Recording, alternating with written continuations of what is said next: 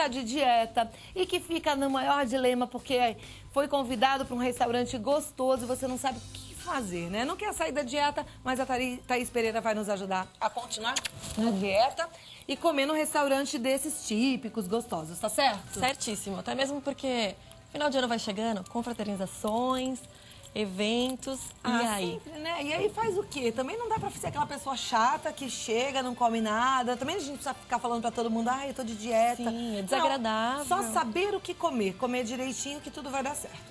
Não é isso? A estratégia legal já é se planejar. Então, se você já sabe qual é o tipo de restaurante, se é um restaurante japonês, árabe, já vai pesquisando, vendo quais são as opções, para você já saber até mesmo o que vai pedir. E quando você chega no menu e são infinitas opções, dá aquele bloqueio e a gente acaba optando pelo mais gorduroso, E às vezes come o mais gorduroso, que não necessariamente é o mais delicioso. Então você vai comer um delicioso e de baixa caloria para você manter a forma aí. Vamos começar pela comida italiana, que quando a gente pensa já fica de cabelo em pé porque fala, agora lá se foi a minha dieta. Foi convidado para ir numa cantina italiana. Como é que faz? Cantina italiana, a gente tem que tomar só um cuidado, carboidrato. Não quer dizer que precisamos tirar ele da dieta, mas optar por opções melhores. Preferir as massas que são mais, que são sem recheios. Então, um espaguete, um penne, um talharine, que não tem já aquele recheio, que é o que aumenta muito a quantidade de calórica, a quantidade de sódio. Você aumenta quase 1000%. A quantidade de sódio, que é sal que retém líquido e que dá aquela sensação de inchaço. Um espaguete, por exemplo, que tem 34 miligramas de sódio em um prato raso, esses raviolis, que são esses já com os temperinhos dentro, tem 1.100 miligramas de sódio na mesma porção. Então, assim, você já melhora muito essa qualidade, né? Verdade. Agora, deixa eu te fazer uma pergunta que eu fiquei na dúvida ontem. Eu tinha uma opção na hora do almoço de comer nhoque de batata e nhoque de mandioquinha. Qual que é o mais saudável, menos calórico? Qual a melhor escolha nesse caso? Eu optaria, e até indico, mandioquinha. Até mesmo porque a batata a gente tem com mais frequência. Então, até mesmo as vitaminas, o complexo B, é mais frequente se ter no dia a dia. E da mandioquinha, não. Então, não é sempre. Mas quando não dá para se mensurar qual frequência a gente tem ela. Então, você consegue diversificar um pouquinho mais. Então, seria uma opção melhor. Deixa o trivial para a gente já ter. Em relação às calorias, é a mesma coisa? Não muda muita coisa. Não muda muita coisa. Tá. Daí você colocou aqui, salada verde, vegetais. Isso, porque a gente fala, vamos numa cantina italiana, é massa. E acabou ali. Então, a gente tem que tentar uma associação melhor. Não abrir mão das folhas verdes, né? Dos nossos vegetais grelhadinhos, porque isso vai aumentar a saciedade, vai diminuir a quantidade do carboidrato ingerido e impede também toda a absorção dessa glicose do carboidrato. Essa porção das fibras, das saladas, ela vai inibir. Então, parte desse carboidrato, dessa gordura, vai ser eliminada. Então, olha só, vamos no restaurante italiano, vamos comer massa? É importante comer uma folhinha antes, uma saladinha antes. Sempre. Antes da gente fazer aquela entradinha, os pãezinhos, né, com azeite, que você pode aumentar até quase 300 calorias só pela entrada. Substitui por um prato de salada. Tá. E daí você já vai ficar mais tranquila para conseguir fazer sua refeição sem peso na consciência. Apesar de que aquele pãozinho do começo é uma delícia, né? Gente, olha, posso fazer um monte de prato gostoso. Eu mesma tenho a oportunidade de experimentar umas comidas deliciosas com chefes incríveis. E o pãozinho com manteiga, eu ainda digo que é o campeão. Como é bom o pão com manteiga, né? Porque o corpo precisa de gordura. E o que dá sabor é a gordura.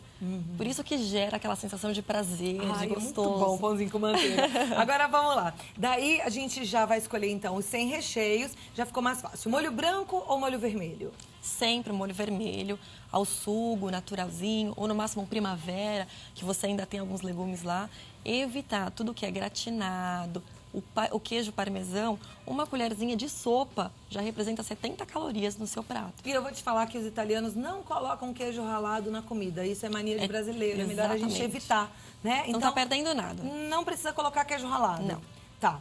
Aí vamos passar agora para churrascaria. Chegou na churrascaria, o que é que vai comer? Churrascaria é o pecado capital. Então, se estima que, dependendo, claro, né, do perfil da pessoa, uma refeição pode se somar até 3.000 calorias. Numa refeição na churrascaria? Exatamente. Se você for pensar, por exemplo, um homem, que tem um consumo já maior, ele pode até chegar num consumo de 3.000 calorias fácil. Comendo carne mesmo? Comendo as carnes. carnes. Come a carne, come linguiça, come bananinha frita. E outra, batata frita, mandioquinha, que são os acompanhamentos que estão lá e você vai consumindo, mesmo que seja porções pequenas, mas não é um único alimento.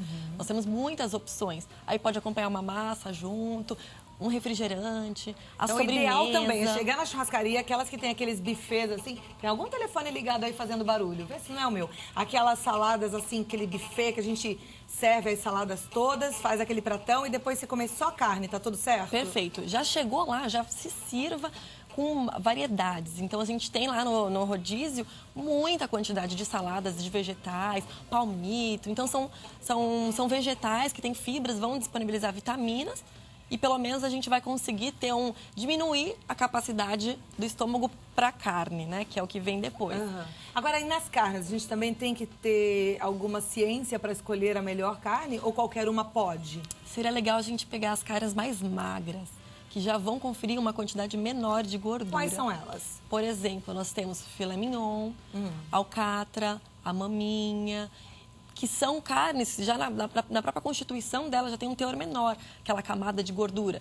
E se eu, por exemplo, pedir uma fatia de picanha, que tem aquela gordura assim, e tirar aquela gordura e comer só o miolinho? Você está girando parcialmente, porque durante o preparo, aquela gordura ela vai derretendo e vai migrando para dentro da carne. Então, você está tirando parcialmente.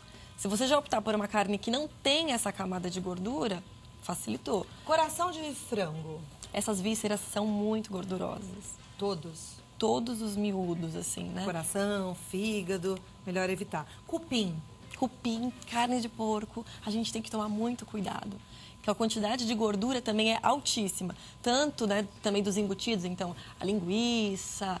Se puder evitar, melhor. Então, optar pela salada junto com essas carnes um pouco mais magras. E dá pra aproveitar a churrascaria do mesmo jeito. Come um montão de salada, aquele buffet de saladas eu acho o máximo, né? E depois fica fazer uma refeição com calma. Porque às vezes você tá no ambiente e acaba comendo rápido, não dá nem tempo do cérebro sinalizar a saciedade e a gente come em quantidades maiores. Temos também o facilitador, que é a bebida, né? Um refrigerante, o suco, o que for. O fato de você estar ingerindo algo junto na refeição vai facilitar a deglutição, facilitando, você consegue comer mais. Então, se você evitar a bebida durante a refeição, você acaba comendo menos. Menos, porque você não tem um facilitador. Que legal. Então, você vai ter que mastigar melhor essa refeição para fazer uma deglutição. Eu sempre soube que não é bom mesmo a gente beber junto alguma coisa durante a refeição, porque pode estender um pouquinho mais o estômago e tal, mas agora essa é realmente boa da gente pensar. Né? Porque a gente vai comendo um pouquinho algo menos, imperceptível, mas você perceber, você está comendo, em seguida já tem um copo. Então, você está facilitando esse processo. Perfeito. Comida japonesa, que eu adoro. Pode tudo? Ai, seria ótimo se todo mundo fizesse pelo menos de 1 a 2 vezes por semana, passasse num rodízio japonês. Porque a qualidade é fantástica, né? Aí pode comer sashimi à vontade, porque é só o peixe. E o sushi, que tem o arroz? Também. A questão é, o que mais vai ter? Então, se você tiver um temaki, que também tem arroz, aí a gente tem que reduzir em porções. Agora, se você não for num rodízio, porque aquela questão de você tá pagando, então você vai comer. Isso ainda é um conflito, né? Por isso que às vezes é legal você ir até e pegar um combinado. Então, você vai limitar a quantidade de carboidrato, a quantidade até mesmo da gordura, porque não quer dizer, porque são peixes crus, que a gente tem que tudo é legal. Agora, nesses peixes, é melhor escolher algum tipo, por exemplo, o peixe branco, atum ou salmão? Qual que é o melhor?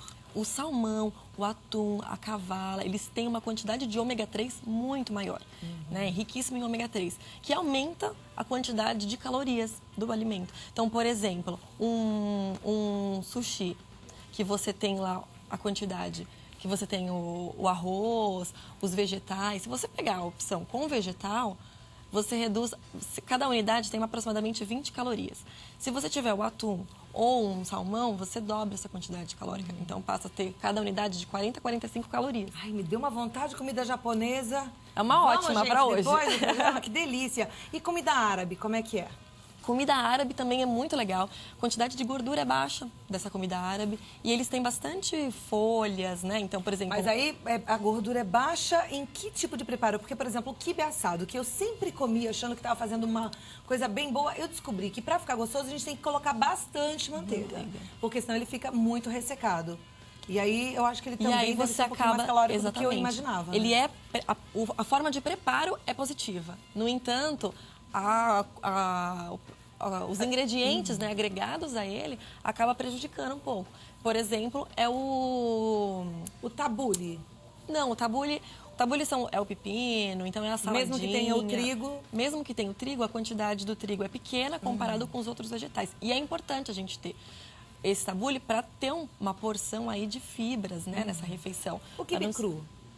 Melhor opção. É a melhor opção, mas não é perigoso o quibe cru? Por isso que você tem que ir num restaurante legal, que tem lá o selinho da vigilância sanitária, porque é feito o congelamento da carne certo, o resfriamento. Então tem que ter um tempo de congelamento para você conseguir reduzir muito essas taxas de bactérias, enfim, para ser quase nula, que é similar nos restaurantes japoneses. Por isso que é legal você saber a qualidade do restaurante que você está frequentando. Mas no restaurante japonês, o peixe que a gente come no sushi, ele nunca foi congelado, ou foi, com exceção do salmão? Então, ele fica mais ou menos uns 7 dias, que é resfriado, né, feito o congelamento dele, para você conseguir reduzir muito essas taxas de contaminação. Ah, então um peixinho daquele fresquinho, assim, ele não pode virar um sushi na hora? Não. O ideal é você baixar muito a temperatura dele, porque durante o preparo ele tá com temperatura quase que ambiente. Vamos falar um dia só sobre isso? Seria legal. Sobre esses cuidados? Eu acho que é importante pra gente aprender. Até mesmo quando a pessoa quer fazer em casa, né? Pra gente ter os mínimos de cuidados. Porque às vezes a gente acha que pode comprar um peixe fresco e leva da feira pra casa e de repente a gente não sabe que é importante fazer esse resfriamento aqui, temperatura, pra poder comer sem gerar nenhum perigo pra saúde da família toda, né? Claro, segurança. E na comida árabe o que a gente tem que tomar cuidado é com o pão sírio também, que daí a gente começa agregando mais calorias. O pão sírio, apesar de parecer fininho, ele é calórico? Carboidrato, ele é calórico. Como um pãozinho francês? Se você vai num restaurante árabe, você tem lá o arroz, você tem os grãos, então tem lentilha, então tudo carboidrato. Se tiver mais o pãozinho, que são os acompanhamentos, fica perigoso. E outras pastas, né? Então essa pasta com gergelim. O gergelim é calórico. Claro que é uma gordura boa, só que em excesso também a gente tem que tomar muito cuidado. Melhor uma coalhada fresca. É até melhor que a coalhada fresca com uma torradinha de pão sírio. Ai, Thaís, eu tô com fome, ainda não almocei, gente. Esse assunto hoje foi cruel, vou lhe falar. O horário não foi propício para falar de comida. Ai, que vontade que dá, né? Passar os contatos da Thaís Pereira, que é nutricionista. Ela é ótima, ela atua com atendimento focado em emagrecimento e estética. Estuda muito, sabe muito e tá no Nutres, com 2 Es. .com.br, nutres.com.br e o telefone é 0 operadora 11 993 58 12 50. Liga lá pra Thaís e vai se cuidar também, aprender com ela. Aí você volta pra fazer essa pauta dos alimentos. Vamos combinar que me interessa, eu quero saber isso.